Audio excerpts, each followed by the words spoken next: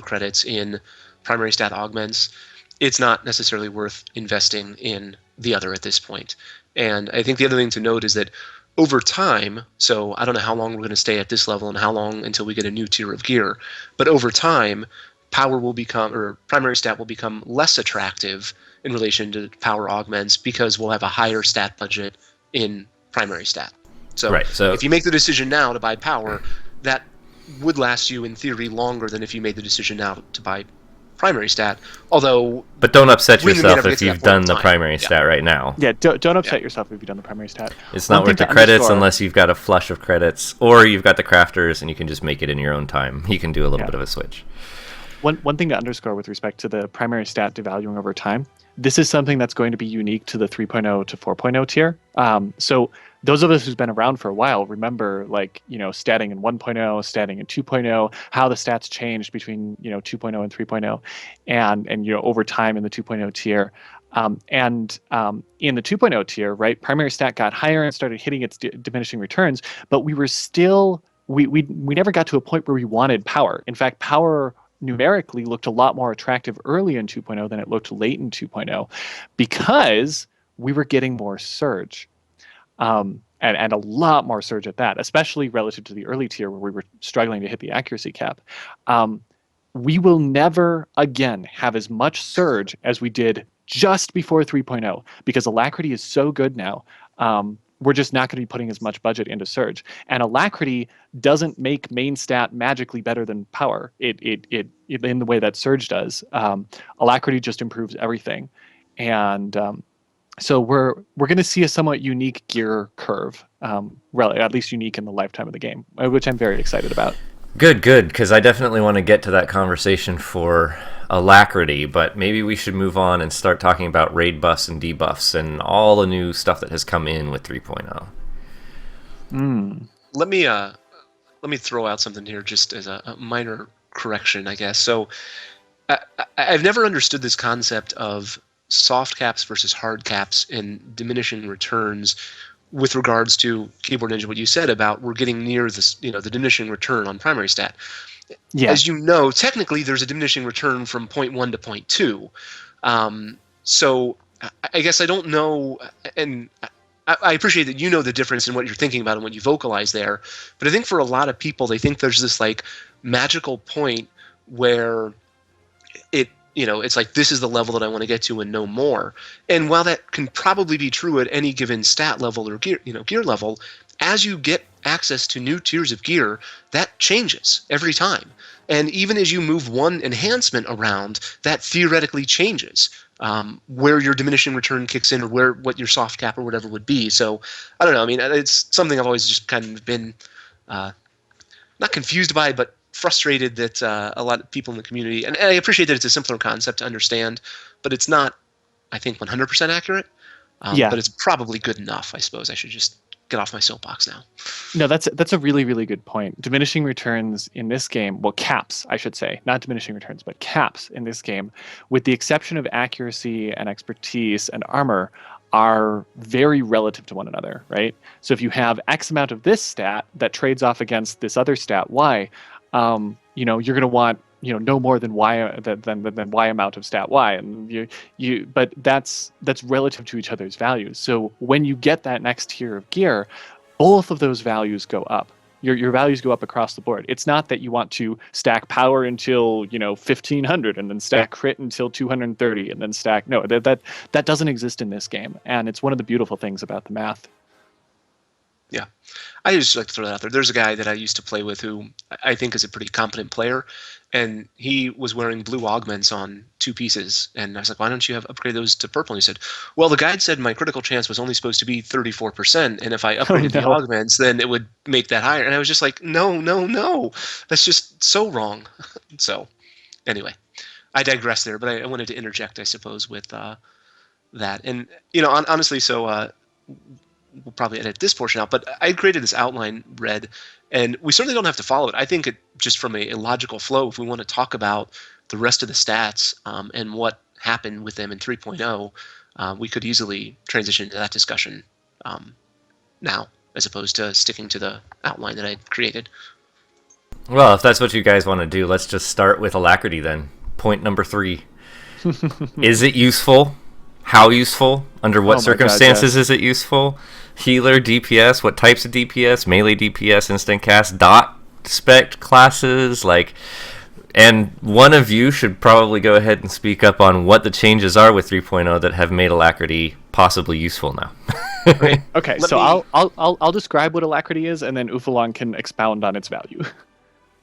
Sounds good. Um, so previous to 3.0, so in the 2.0 tier, alacrity affected two things. It affected cast times and GCD, right? So it made things faster, and it increased your resource regeneration to compensate for things being faster. The important thing that it did not affect was cooldowns.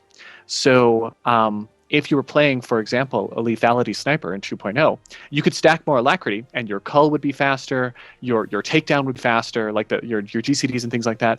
But your cull wouldn't come off cooldown any sooner. And so by stacking more alacrity, you would mess up the timing and alignment of things, and you would get yourself into these strange situations where you would have like, a sliver of a GCD before something came off cooldown. And so you ended up like accidentally delaying something because you don't want to just stand there for a sliver of a GCD waiting for it to come off cooldown.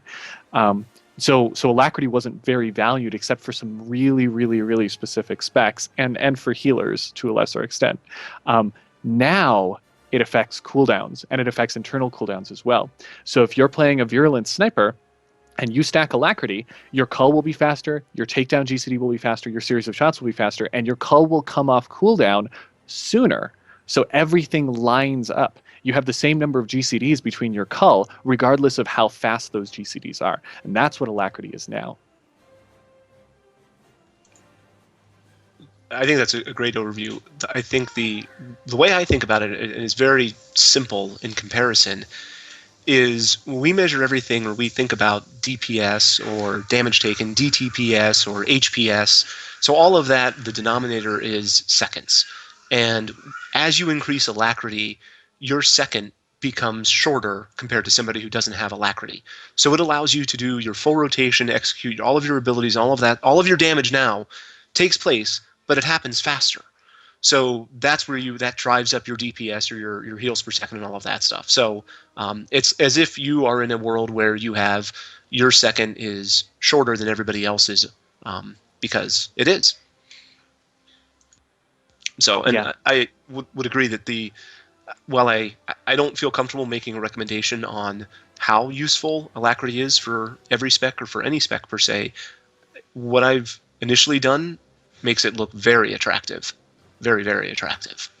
Yeah, So that's exciting. It's a really, really exciting spec, a really, really exciting stat.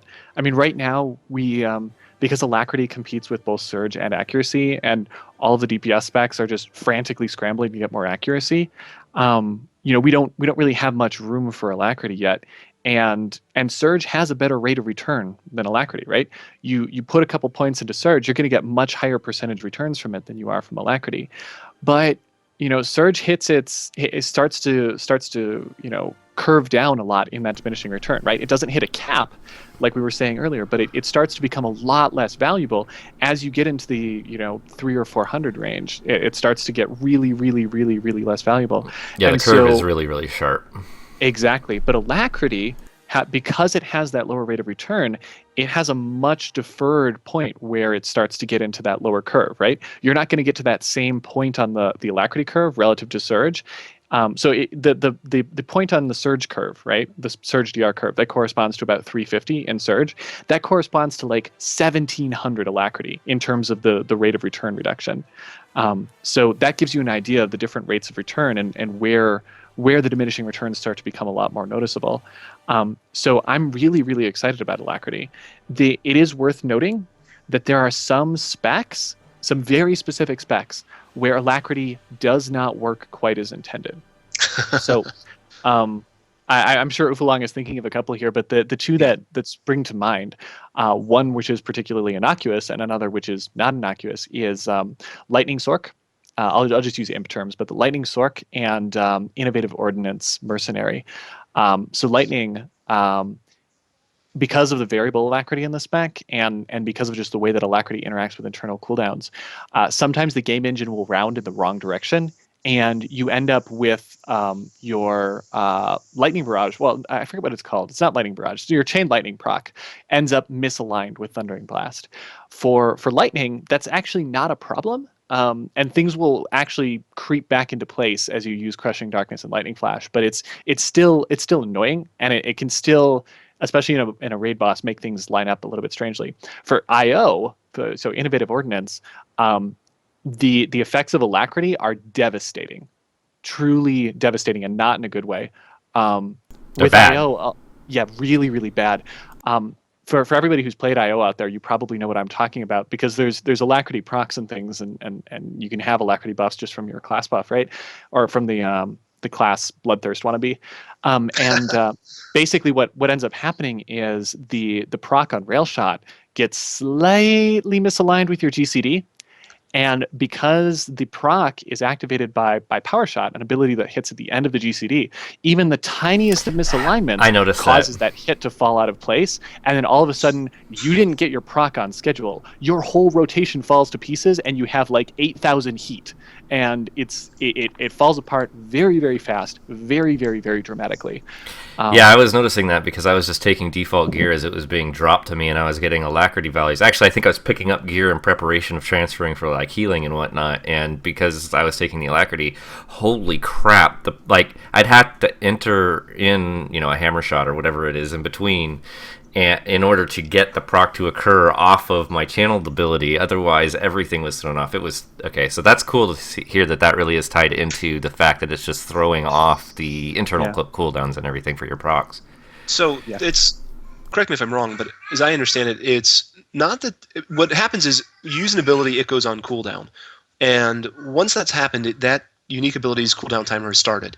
Any incremental alacrity that you gain while that ability is on cooldown does not affect the cooldown of the ability that's already on cooldown. It'll only affect abilities that are used during that period of increased alacrity. Actually, that's not entirely true. It's very close, but it's not entirely true. So this is the second problem with alacrity, which is variable alacrity buffs like polarity shift or sniper volley, right? Um, what's happening there is you use an ability, it goes on cooldown, you do some more things, you get an alacrity buff. Okay, so your alacrity is a little bit higher now.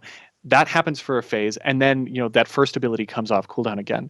Um, the alacrity buff in the middle there is prorated over the cooldown of the ability that was already on cooldown. So it will actually accelerate the cooldown on things that are already on cooldown and you're just waiting for them to come off. But the calculations here are very, very, very fine grained. You're talking about a tiny alacrity increase that is in turn over, a relatively large denominator because it's being prorated over a subset of the cooldown, and then that coming off and aligning with things.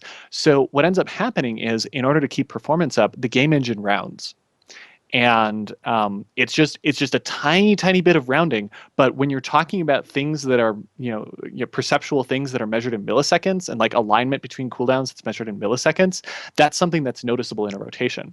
And so because the game engine is rounding, and that rounding is introducing very very tiny errors in the prorating, you end up with the perception that the variable alacrity buff didn't quite work, and where it's working, it's just not working to the accuracy that we want it to work at. Right. That makes sense then. Yeah. Yeah, but alacrity is No, generally if good. it, I think. yeah. Oh, go ahead. No. You keep going.